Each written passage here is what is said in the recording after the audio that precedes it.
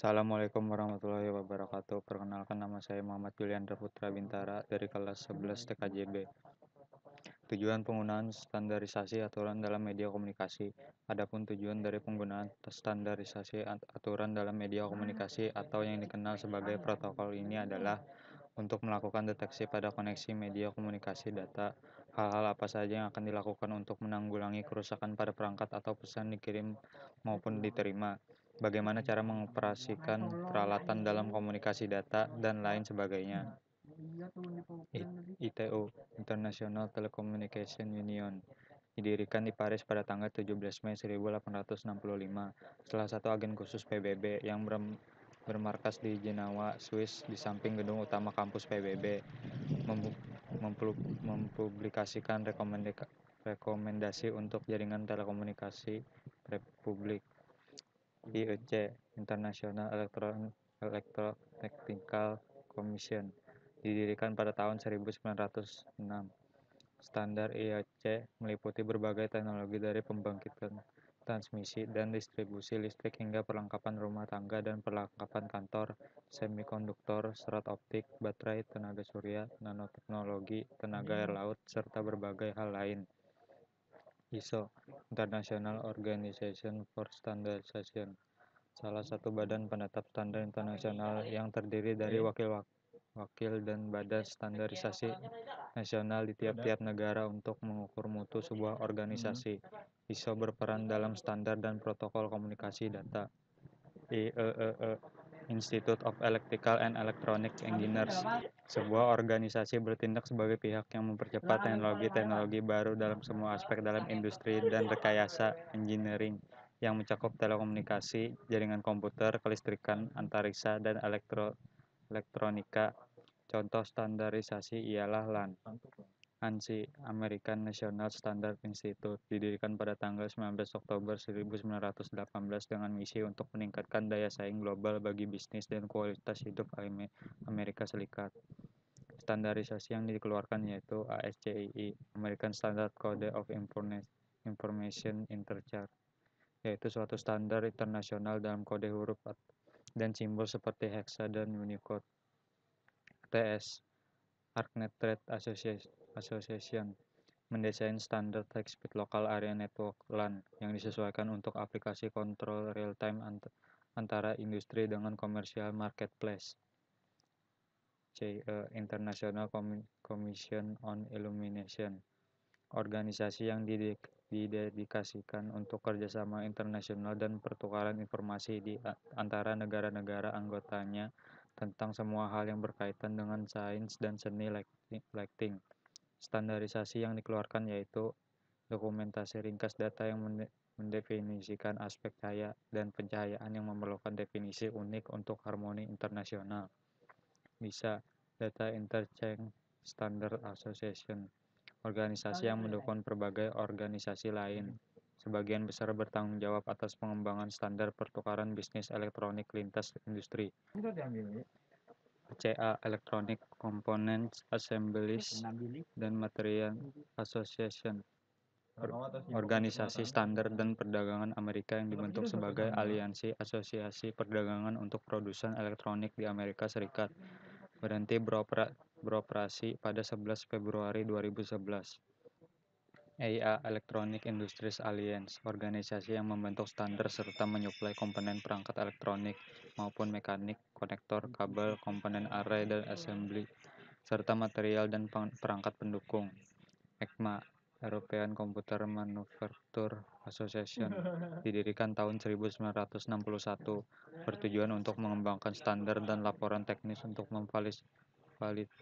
memfasilitasi dan standarisasi penggunaan teknologi komunikasi informasi dan elektronik konsumen, merupakan organisasi standar untuk sistem informasi dan komunikasi.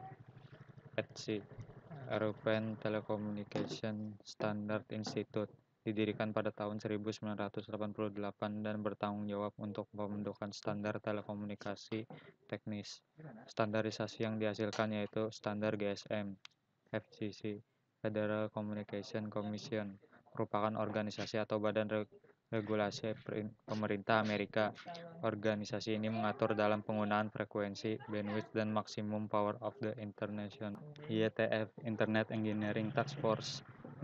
Organisasi ini bertugas untuk mempelajari masalah-masalah teknik dalam jaringan komputer dan internet, kemudian mengajukan solusi pada organisasi yang bernama IAB, Internet Architecture Board.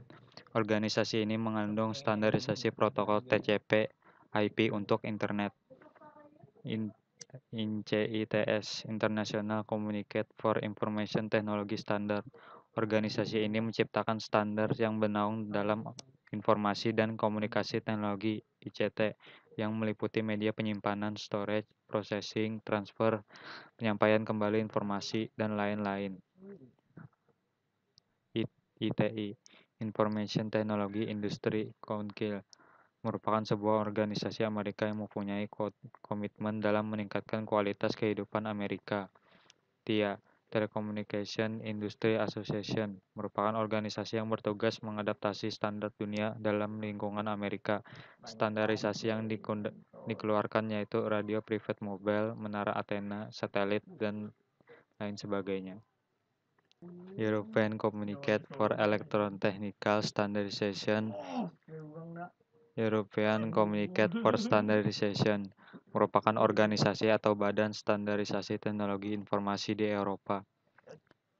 Physical layer. Fungsi dari layer ini adalah mendefinisikan media transmisi jaringan, metode penyisalan, sinkronisasi bit data, arsitektur jaringan seperti halnya Ethernet atau token ring, topologi jaringan dan pengkabelan.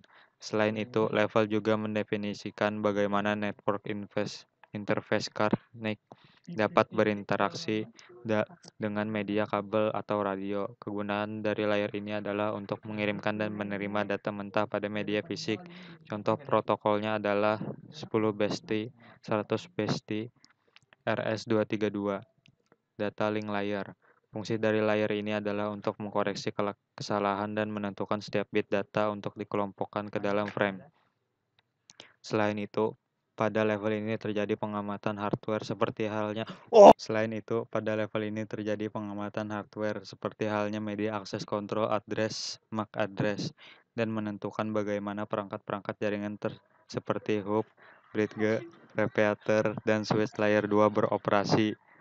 Spesifikasi IEEE 802 membagi level ini menjadi dua level anak, yaitu lapisan Logical Link Control (LLC) dan lapisan Media Access Control (MAC). Kegunaan dari layer ini adalah menyediakan link untuk data dan mempaketkannya menjadi frame yang berhubungan dengan hardware, kemudian didistribusikan melalui media.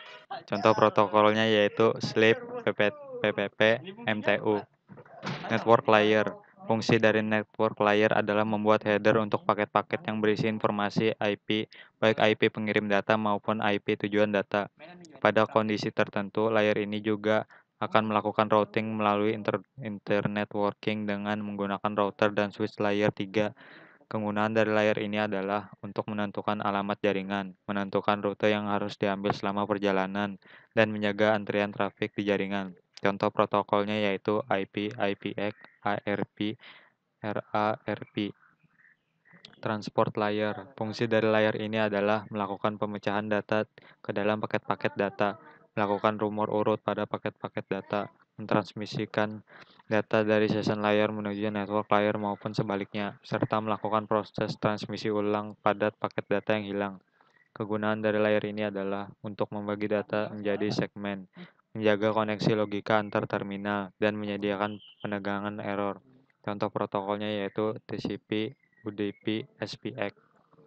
Session layer. Fungsi dari session layer itu mendefinisikan bagaimana koneksi dapat dibuat, dibangun, dipelihara, atau dihancurkan, serta mendefinisikan manajemen dari sebuah koneksi. Di layer ini ada protokol name recognition, NVS, dan SMB. Kegunaan dari layer ini adalah untuk membentuk, memanage, dan memutuskan session komunikasi antar entitas presentation layer. Contohnya protokolnya yaitu SQL RPC. Presentation layer. Fungsi dari layer ini adalah bekerja dengan cara melestarikan format data yang hendak ditransmisikan oleh aplikasi melalui jaringan. ke dalam format yang bisa ditransmisikan oleh jaringan dari menuju sebuah aplikasi. Pada layer ini juga data akan dienkripsi atau dideskripsi. Kegunaan dari layer ini adalah bertanggung jawab atas pengkodean dan konversi data dari application layer. Contoh protokolnya yaitu ASCII, MPEG, JPEG.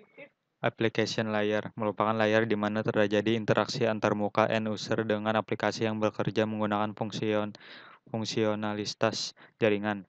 Melakukan pengaturan bagaimana aplikasi bekerja merupakan resource jaringan untuk kemudian memberikan pesan ketika terjadi kesalahan. Kegunaan dari layer ini adalah layer ini akan bertanggung jawab atas pertukaran informasi antara program komputer, seperti program email dan service lain yang jalan di jaringan, seperti server printer atau aplikasi komputer lainnya. Beberapa service dan protokol yang berada di layer ini misalkan DMTIP, PUP3, HTTP, FTP, SMTP, dan lain-lain. Sekian dari saya. Wassalamualaikum warahmatullahi wabarakatuh.